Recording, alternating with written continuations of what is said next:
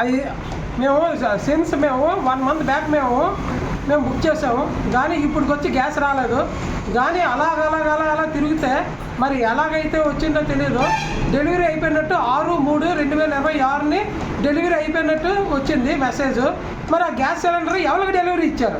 Delivery ఇచ్చినట్టయితే మేము ఎందుకు వస్తాం ఇక్కడికి?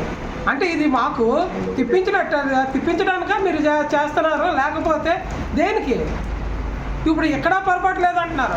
గ్యాస్ బ్యాంకులు అడుగుతుంటే వాళ్ళు రెక్కల సమాధానం చెప్తున్నారు. కుక్కను చూసినట్టు చూస్తున్నారండి.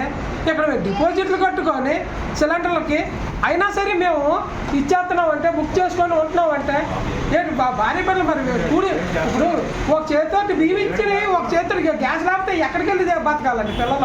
పిల్ల జనంలోనూ చిన్నపిల్లలు ఉంటారు. చిన్నపిల్లలు ఉంటే వాళ్ళు పాలు నీరు ఎక్కడి నుంచి తీసుకొస్తామండి? జబ్బు తాలూకాలు ఉంటారు, వాళ్ళు మాతల్లో గీతల్లో వేడి నీళ్ళు హాస్పిటల్లో ఉంటారు. వీళ్ళందరికీ ఎక్కడి నుంచి ఇవ్వాలండి చెప్పండి? మీరు డెలివరీ ఇచ్చానంటే డెలివరీ ఇచ్చామని చెప్పినంటే అదే కరెక్ట్గా ఉంటుంది కదా.